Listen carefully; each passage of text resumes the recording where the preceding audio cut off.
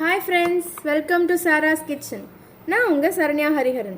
இன்றைக்கி நம்ம சேனலில் பார்க்க போகிற ரெசிபி சென்னா மசாலா.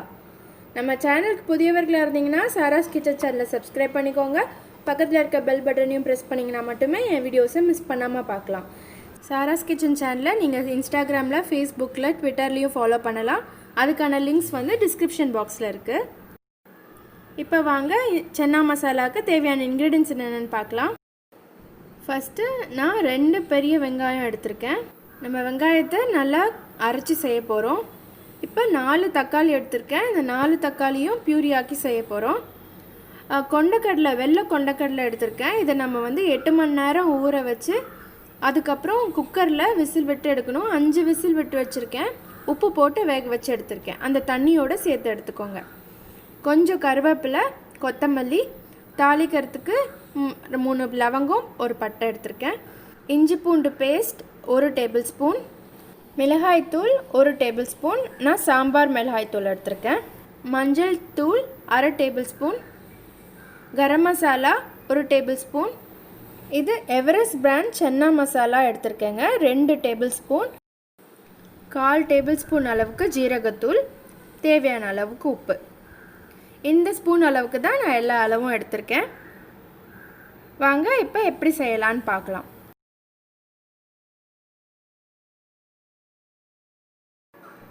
இப்போ ஒரு கடாய் வச்சுட்டு தேவையான அளவுக்கு எண்ணெய் எடுத்துக்கலாம். நான் 4 டேபிள் ஸ்பூன் குக்கிங் ஆயில் எடுத்திருக்கேன். எண்ணெய் நல்லா காஞ்சிருச்சு.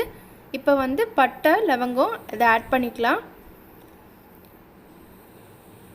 இது நல்லா பொரிஞ்சதும் நம்ம வந்து கொஞ்சம் சீரகம் ஆட் பண்ணலாம். இது ஆப்ஷனல் தான், பட் நீங்கள் ஆட் பண்ணால் நல்லாயிருக்கும். நான் இப்போ வந்து வெங்காயத்தை நல்லா அரைச்சி எடுத்திருக்கேன். 2 வெங்காயத்தை அரைச்சி எடுத்திருக்கோம்.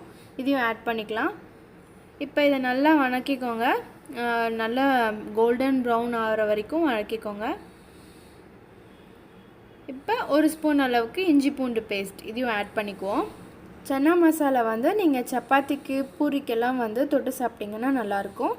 இந்த சன்னா மசாலாவை நீங்கள் ஒரு சாட் ஐட்டமாக கூட சாப்பிட்லாம். இது கூட கொஞ்சம் வெங்காயத்தை ஆட் பண்ணிவிட்டு நீங்கள் அப்படியே சாப்பிட்டிங்கன்னா சூப்பராக இருக்கும். இப்போ கொஞ்சம் கருவேப்பிலை ஆட் பண்ணிக்கலாம். நான் இப்போ ஒரு 5 to 6 பேர் சாப்பிட்ற அளவுக்கு நான் பண்ணுறேன். உங்களுக்கு ஏற்ற அளவுக்கு நீங்கள் அதிலேருந்து எடுத்துக்கோங்க. இப்போ தக்காளி ஆட் பண்ணிக்கலாம். 4 தக்காளியும் கட் பண்ணி மிக்சியில் ஆட் பண்ணி நல்லா இந்த மாதிரி பிளெண்ட் பண்ணி எடுத்துக்கிட்டோம். இந்த பியூரியை இப்போ நல்லா வதக்கிக்கலாம்.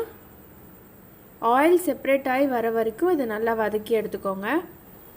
இது சோலை மசாலான்னு சொல்லுவாங்க. இது one of the North Indian டிஷ்ஷுங்க. இது நீங்கள் வந்து இந்த மைதா பூரி, சோளா பூரி, அப்புறம் நான், பட்டர் நான், இதுக்கெலாம் வந்து இது எக்ஸலண்ட்டான சைட் டிஷ்ஷு. இப்போ நம்ம தேவையான அளவுக்கு உப்பு ஆட் பண்ணிக்கலாம். இதை நல்லா கலக்கி விட்டுக்கோங்க. இது நீங்கள் மார்னிங் டைமில் சாப்பிட்றத விட ஈவினிங் ஸ்நாக்ஸ் டைம்லேயோ இல்லை நைட் டின்னருக்கோ செஞ்சு சாப்பிட்டீங்க அப்படின்னா ரொம்பவே சுத்தலாக இருக்குங்க. இப்போ தக்காளி நல்லா கொதிச்சிருச்சு. மஞ்சத்தூள் ஆட் பண்ணிக்கலாம். நல்லா கலந்து விட்டுக்கோங்க. இப்போ 1 டேபிள் ஸ்பூன் அளவுக்கு மிளகாய் தூள் ஆட் பண்ணிக்கலாம்.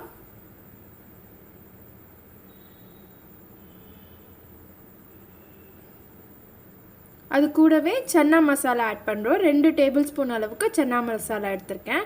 இந்த சன்னா மசாலா தான் நம்ம வந்து நான் வந்து இப்போ ரெடிமேட் எவரெஸ்ட் தூள் ஆட் பண்ணியிருக்கேன். ஆனால் இந்த சன்னா மசாலா நாமளே வீட்டில் ப்ரிப்பேர் பண்ணலாங்க. ரொம்ப ஈஸியான ஸ்டெப்ஸ். அது நான் உங்களுக்கு என்னோடய அடுத்த வீடியோஸில் அப்லோட் பண்ணுறேன்.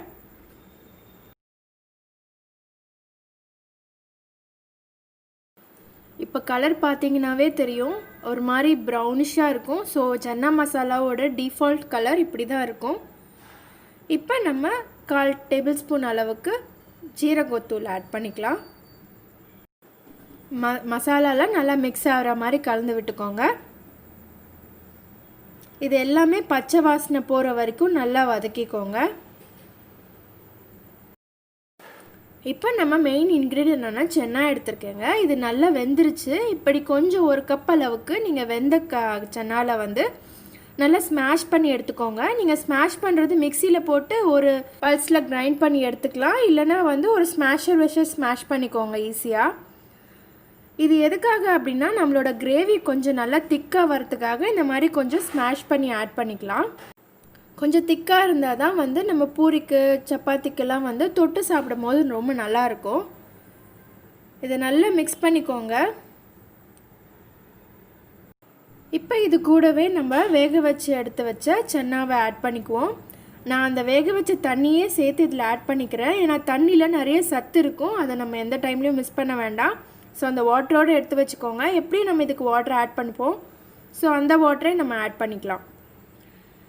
இப்போ இதை நல்லா கொதிக்கணும். கொஞ்சம் கொதித்து திக்காகணும். அது வரைக்கும் இதை நல்லா மிக்ஸ் பண்ணி விட்டுட்டு கொதிக்க விட்டுருங்க. இப்போ இது நல்லா கொதிக்க ஸ்டார்ட் ஆகிருக்கு. நல்லா பாயில் ஆகட்டும். அப்பப்போ இந்த மாதிரி கிளறி விட்டுக்கோங்க, அடி பிடிக்காமல் இருக்கிறதுக்காக. பார்த்தீங்கன்னாவே தெரியும் அந்த கலரும் அந்த ஒரு திக்னஸும் வர ஆரம்பிச்சிருக்கு.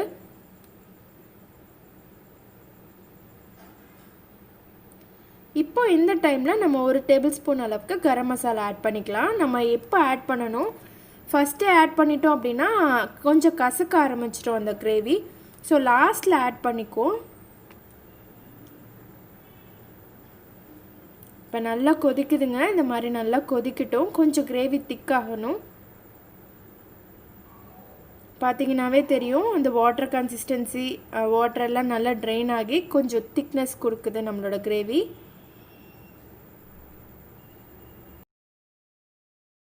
இப்போ கிரேவி நல்லா திக்காயிடுச்சு. ஸோ இந்த டைமில் ஒரு ½ லெமன் பிழிஞ்சு விட்டுக்கலாம். புளிப்பு சுவை இருந்தால் தான் வந்து சன்னா மசாலாவோட அந்த ஒரு டேஸ்ட்டே இருக்கும். ஸோ கண்டிப்பாக லெமன் ஆட் பண்ணிக்கோங்க லாஸ்ட் ஸ்டேஜில். இப்போ கொஞ்சம் கொரியாண்டர் லீவ்ஸ் இதையும் நல்லா கட் பண்ணி ஆட் பண்ணிக்கலாம்.